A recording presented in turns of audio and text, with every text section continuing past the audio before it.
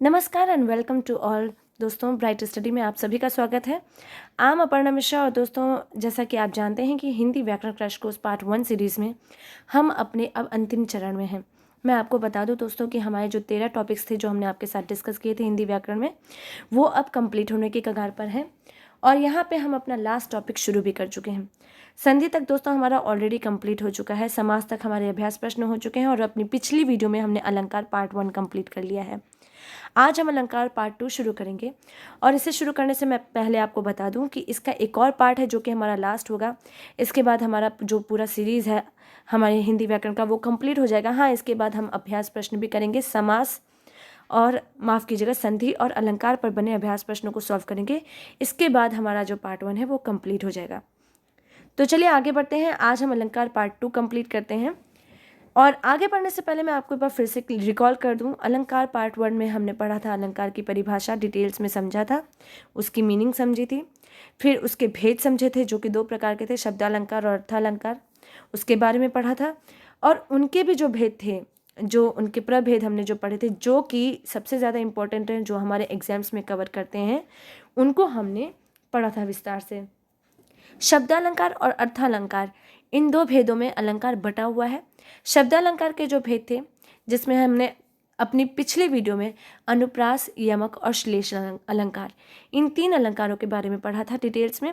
इसलिए दोस्तों, अगर आपने वो वीडियो नहीं देखी है तो जाके ज़रूर देख लीजिए। और अगर आपने पहली हमारी जो शुरू से फर्स्ट वीडियो है, अगर पिछली वीडियोज़ को भी नहीं किया है तो ज़रूर जाके देख लें, ताकि आगे बढ़ते हुए आपके सारे कॉन्सेप्ट क्लियर रहें। तो आज हम शब्दालंकार के जो अभी हमारे जो बचे हुए भेद हैं, पुनरुक्ति प्रकाश अलंकार जो कि चौथा है, और 5वां है प्रश्न अलंकार जो कि हमारे शब्दालंकार में ही भेद है।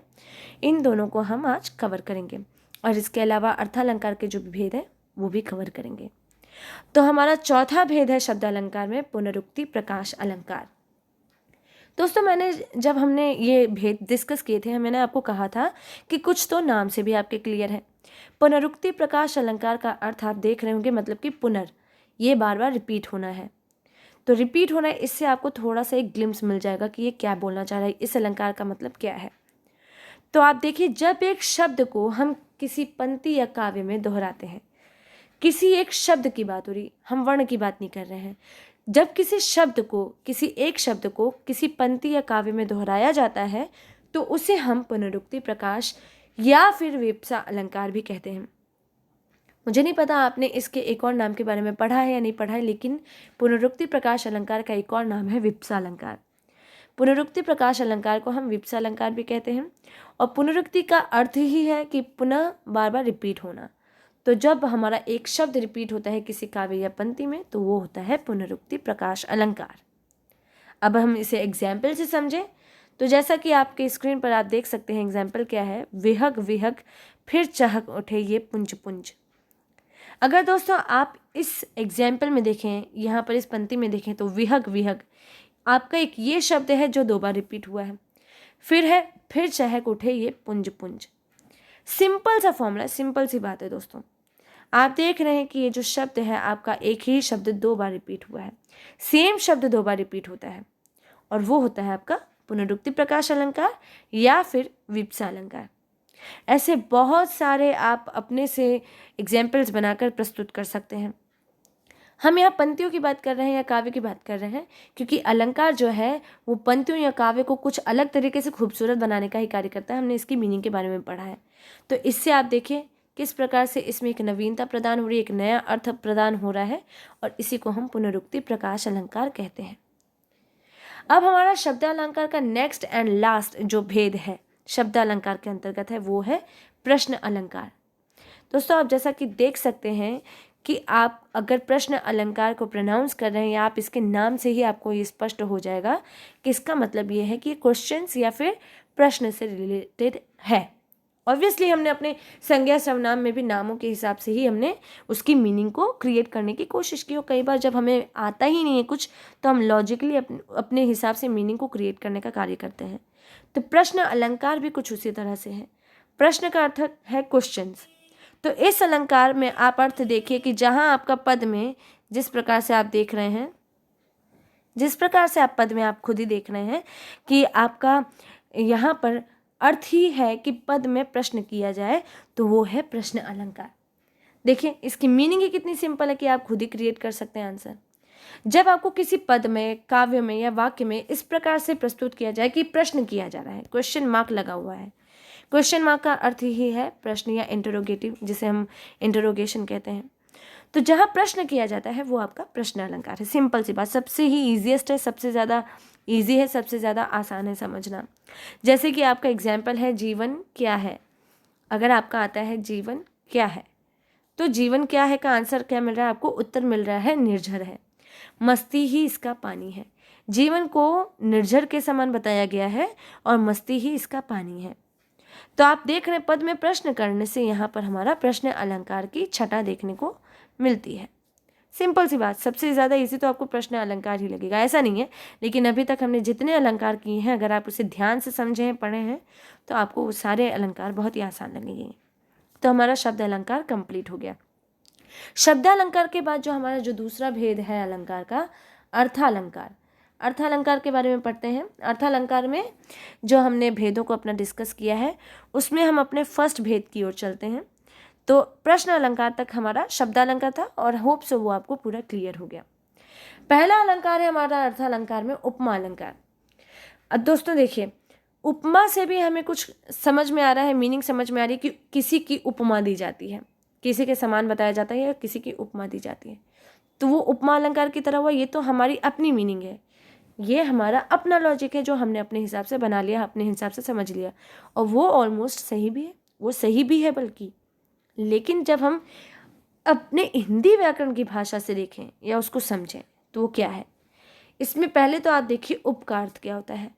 उप का अर्थ होता है समीप से और माँ का अर्थ होता है तौलना। तो अगर आप इस हिसाब से मीनिंग निकालने की कोशिश करें तो समीप से मतलब कि ऑलमोस्ट उसके समान हो गया। अगर समीप से हम उप का मतलब है तो उसके समान हो गया, ऑलमोस्ट उसी की तरह हो गया। और माँ का अर्थ है जब तौलना, तो जब उसी की तरह हो गया तो उसकी ही तरह तुलना की जाती है।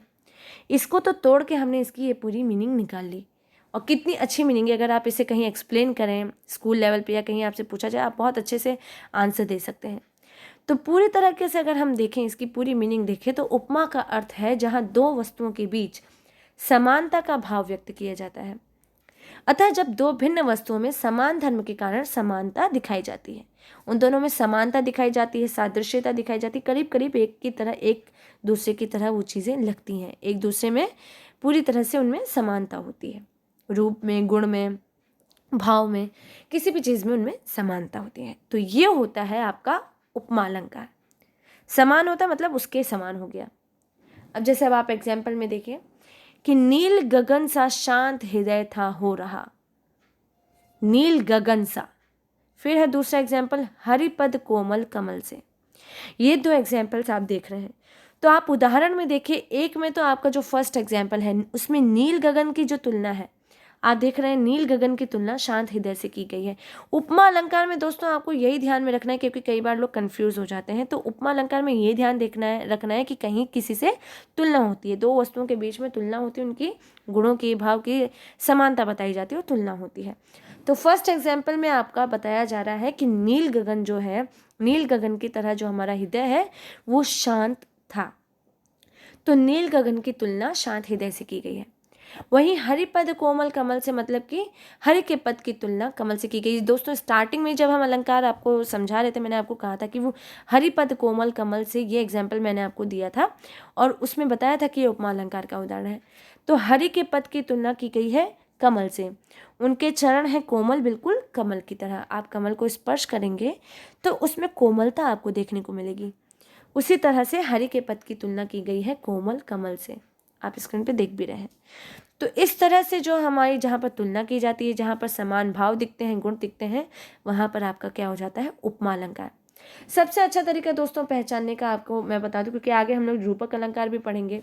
इस टाइप के जो 2-3 अलंकार हैं वो एक दूसरे के आसपास लगते हैं। तो जहाँ आपका के समान हो जाता है ना, जहाँ आप ये समझें, जब आप उसको वाक्य को तोड़ें या जब आप वर्ड को देखें, तो जहाँ के समान जैसा होता है या तुलना होती है, तुलना इस टाइप का आपको लगे, ये जो है, ये दो चीज़ें हैं, ये बहुत अच्छे तरीके हैं आपको पहचानने का कि ये आपका उपमा अलंकार है। नेक्स्ट है दोस्तों रूपक अलंकार, जिसके बारे में हम अभी बात कर रहे थे, आपसे डिस्कस कर रहे थे। अब रूपक अलंकार क्या है? उपमा अलंकार की तरह आपको ये भी लगेगा, लेकिन इसमें क्या डिफरेंस है? वस्तुओं के गुणों की समानता और रूप की समानता इसमें भी दिखाई देती है, लेकिन जो है ये समानता सादृश्यता दर्शाती है, एक दूसरे की तरह लगते हैं। सबसे बड़ी पहचान इसमें दोस्तों यही है, अगर आपको उपमा और रूपक अगर आपको दोनों ये इस टाइप का मिलता है, और जिसमें आप बहुत ही क्लोज जाके आप कंफ्यूज हो जाते हैं कि उपमा का एग्जाम्पल है या फिर रूपक का एग्जाम्पल है, तो सबसे अच्छा तरीका है कि आप सेंटेंस में या वाक्य को तोड़ कर देख लें और उसमें रूपी अगर लगता है रूपी लगा कर देखें, जिसमें रूपी लग रहा है। जहाँ पर रूपक में रूपी लग रहा है, रूपी अगर लग रहा है तो वो रूपक अलंकार ही है। वहाँ पे भी समानता थी, यहाँ पे भी समानता है, उपमा में भी समानता थी, रूपक में भी समानता है, लेकिन अंतर है वहाँ तुलना होती है उपमा अलंकार में आपकी। आप देखिए रूप आपका उपमा में तुलना होती है और रूपक में आपकी रूपी शब्द तो आता ही है, रूपी शब्द आएगा ही, और जहाँ रूपी शब्द आ रहा है वहाँ आपको कुछ भी नहीं करना है, बिना देखे आप सीधे रूपक अलंकार लगा दीजिए। जैसे आपका फर्स्ट एग्जाम्पल है, मैया मैं तो चंद्र खिलौना लई हूँ, और सेकंड है चरण सरोज पखारन लागा। ये दो आपके एग्जाम्पल हैं। तो आप उदाहरण में देखिए कि बच्चा जहाँ पर आप देख रहे हैं, बच्चा जहाँ पहले उदाहरण में चंद्र रूपी खिलौने की बात कर रहा है, मैं तो चंद्र खिलौना लई हूँ, मतलब कि बच्चा माँ से जिद कर रहा है कि मुझे चंद्र रूपी खिलौना ही चाहिए। हम चंद्र के समान नहीं कह रहे, चंद्र के समान ऐसा कोई वर्ड होता भी नहीं और वो गलत भी हो जाता है। चंद्र रूपी, चंद्र जैसा चंद्रमा की तरह दिखने वाला, आप ये कह सकते हैं चंद्र रूपी खिलौना, उसकी मांग कर रहा है, उसकी तरह आप बोल सकते हैं तरह दिखने वाला, ये कह सकते हैं। यही डिफरेंस है रूपक और उपमा में। तो चंद्र रूपी खिलौने की मांग बच्चा अपनी मैया से कर रहा है, और दूसरे में चरण सरोज पखारन लागा, मतलब कि यहाँ पर ये प्रसंग है, आप देख सकते हैं रामायण का प्रसंग है, जब केवट वो राम जी सीता जी और लक्ष्मण जी को जब छोड़ रहे थे, वो गंगा नदी को पार करके जब उन्हें छोड़ने के लिए गए थे, तो उनके जब चरण पखारने की बात जब वो केवट कर रहे थे, ये उसी प्रसंग से लिया गया है। तो उनके राम जी के जो चरण हैं वो कैसे हैं? वो कमल रूपी हैं। तो चरण सरोज पखारन लागा, मतलब कि कमल रूपी चरण को पखारने की बात की जा रही है यहाँ पर। तो कमल के समान हम नहीं कह रहे हैं, बल्कि बिल्कुल कमल रूपी चरण, कमल की ही तरह पूरा का पूरा जो चरण है उनका वो कमल की तरह है, कमल ही है, एक तरह से कमल ही है, कमल की ही तरह बिल्कुल दिखने वाला है, सेम टू सेम। इस प्रकार से हम के समान नहीं बोल रहे, बिल्कुल सेम टू सेम बोल रहे हैं। तो जो श्री राम जी के चरण है वो कमल की ही भांति है, बिल्कुल कमल ही है। तो इस प्रकार से हम रूपी बोले हैं, यहाँ पे आप देखिए तोड़ रहे हैं तो रूपी शब्द दोनों में यूज आ रहा है। आप कोई भी एग्जाम्पल लीजिए, रूपक में आपका रूपी शब्द आएगा ही, और जहाँ रूपी आया वो आपका रूपक अलंकार है।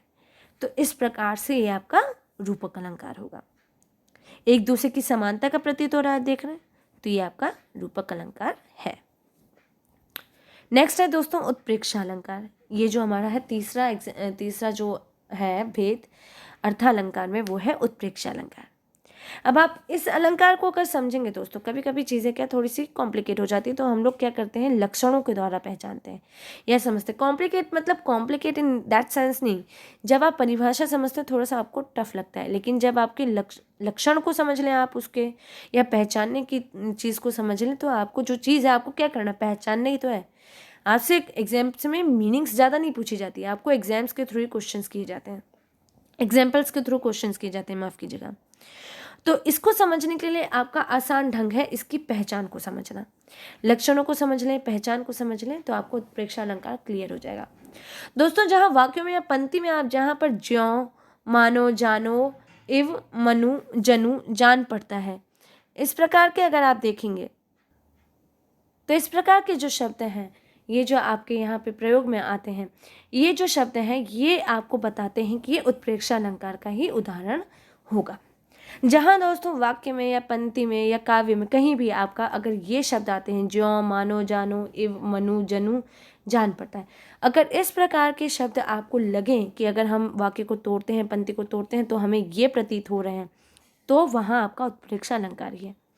जैसे आपका एग्जाम्पल है, सोहत ओढ़े पीत पट, श्याम सलोने गात, मनो, देखिए मनो यूज हुआ, मनो नीलमणि शैल पर, आतपु परियो प्रभात। ये देखिए यहाँ पर श्री कृष्ण की बात हो रही है। अगर हम इस पंक्ति को समझें, आप देखिए, श्री कृष्ण पीताम्बर पहने हुए हैं, मतलब कि पीला वस्त्र पहने हुए हैं, और उनके शरीर को देखकर ऐसा लगता है कि जैसे मानो मानो कि नील पर्वत पर, आप इसकी मीनिंग समझे, मानिए कि नील पर्वत पर प्रभात के सूर्य, मतलब जो सुबह सुबह का जो सूर्य होता है, भोर का सूर्य, पीले रंग का प्रकाश पड़ रहा हो।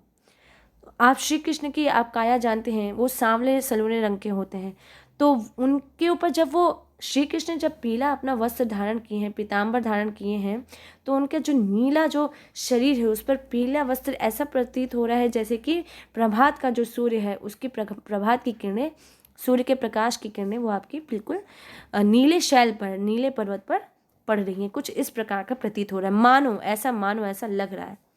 तो वाक्य में जब आप देख रहे हैं कि संभावना प्रकट हो रही है कि श्री कृष्ण जो है उनको पीले वस्त्र में देखकर ऐसी अनुभूति हो रही है जैसे कि नील पर्वत पर सूर्य का प्रकाश जगमगा रहा है, जो कि एक अद्भुत दृश्य है। वो आप जान रहे हैं कितना अद्भुत दृश्य होगा वो जब हम इस प्रकार से श्री कृष्ण को हम को मान रहे हैं। तो जहाँ कल्पना हो जाती है, जहाँ हम मान रहे हैं, जहाँ संभावना हम प्रकट करते हैं, वो आपका सिंपल से आपको समझना है कि वो उत्प्रेक्षा अलंकार का उदाहरण हो जाता है। ये आपको ध्यान से समझना है। अब आप कह सकते हैं, देखिए यहाँ उपमेय मतलब जिनके बारे में बात हो रही है, आप देख रहे हैं श्री कृष्ण, ये होता है अक्सर जब हम मीनिंग में समझते हैं, परिभाषा में समझते हैं, तो उपमेय और उपमान ये दो शब्द हैं जिसका प्रयोग में आता है। तो मैंने आपको कॉम्प्लिकेटेड वे में नहीं, इजी तरीके से समझाकर पहचान के द्वारा आपको समझा दिया। उपमेय मतलब कि जिनके बारे में बात हो रही है, और उपमान मतलब कि जिससे तुलना की जा रही है, जिसको हम लेकर जिसकी तरह प्रतीत कर रहे हैं किसी के बारे में। तो उपमान और उपमेय, इसमें जो संभावना हो जाती है, उपमेय में उपमान की जो संभावना हो जाती है, जिनके बारे में बात कर रहे हैं और जिनसे तुलना कर रहे हैं, और जिसमें इस प्रकार से संभावना करके मनोशब्द या जो भी हमने अभी अपने शब्द वहाँ पे आपके साथ डिस्कस किया, इस प्रकार से जब तुलना करके संभावना प्रकट की जाती है तो वहाँ पर आपका उत्प्रेक्षा अलंकार होता है। तीनों में दोस्तों एक स्लाइट डिफरेंस है। अगर आप देखें, उपमा, रूपक और उत्प्रेक्षा, इन तीन जो हमारे जो भेद है, इन तीनों में एक स्लाइट डिफरेंस है। उपमा में आपका के समान और तुलना, वो आप देख रहे हैं, के समान और तुलना, ये दो चीज़ें तो होती हैं उपमा में। उपमा में आपको क्लियरली ये समझना है, क्लियरली आपका उपमा में के समान या तुलना, ये दोनों चीज़ें पहचान के लिए सबसे ज़्यादा इंपॉर्टेंट है। रूपक में मैंने आपको बताया, अगर आपको के समान तुलना ये सब छोड़िए, आप सीधे रूपी शब्द को देखिए। रूपी, हालांकि सब कुछ एक दूसरे से इंटर रिलेटेड है, बहुत कॉम्प्लिकेटेड वे में आपसे एग्जाम्पल्स पूछे भी नहीं जाएंगे, लेकिन आप जानते हैं PCS और UPSC लेवल से सब आसान नहीं होते। सिंपल से आपको रूपक में ये देखना है कि रूपी शब्द का प्रयोग होगा ही। हाँ, तुलना होती है, लेकिन हम पूरा उसी तरह से मान लेते हैं, चंद्र रूपी खिलौना, मतलब उन्हीं की तरह प्रतीत करते हैं। रूपी शब्द रूपक में प्रयोग में आएगा ही। और उत्प्रेक्षा में आप देखिए, उत्प्रेक्षा में क्या होगा, उत्प्रेक्षा में हम मान लेते हैं, यहाँ हम मानेंगे, जान पड़ता है, मतलब बिल्कुल सेम टू सेम वैसी कल्पना की जाती है, संभावना की जाती है। तो आप ये कह सकते हैं संभावना के बेसिस पे, या हम पूरा उनको मान ही लेते हैं, आप ये देखें। तो ये हो गया आपका उत्प्रेक्षा अलंकार। तो इसीलिए दोस्तों हम आपको थोड़ा सा बीच बीच में गैप करके और थोड़ा सा आराम से इसलिए समझा रहे हैं ताकि आप किसी भी अलंकार में कंफ्यूज ना हो। अगर कंफ्यूज होते हैं, आप साइड बाय साइड आप एक वीडियो प्ले कीजिए, थोड़ा सा टाइम लीजिए, उसको समझिए, अलंकारों को 1 बाय 1 करके समझिए, फिर नेक्स्ट आप कीजिए, तो आपको काफ़ी चीज़ें क्लियर हो जाएंगी। अर्थालंकार के अभी हमारे कुछ भेद और बचे हुए हैं। आज मैंने आपके सामने उपमा, रूपक और उत्प्रेक्षा, ये 3 अलंकार आपके साथ डिस्कस किया है। नेक्स्ट वीडियो में बाकी के 3 जो भेद हैं वो डिस्कस करके हमारा जो अध्याय है अलंकार का वो फिनिश हो जाएगा। उसके बाद हम अभ्यास प्रश्न करेंगे। अभी तक में आपको जो भी डाउट हो, कुछ भी कन्फ्यूजन हो, तो आप ज़रूर पूछिए। तब तक के लिए थैंक यू वेरी मच।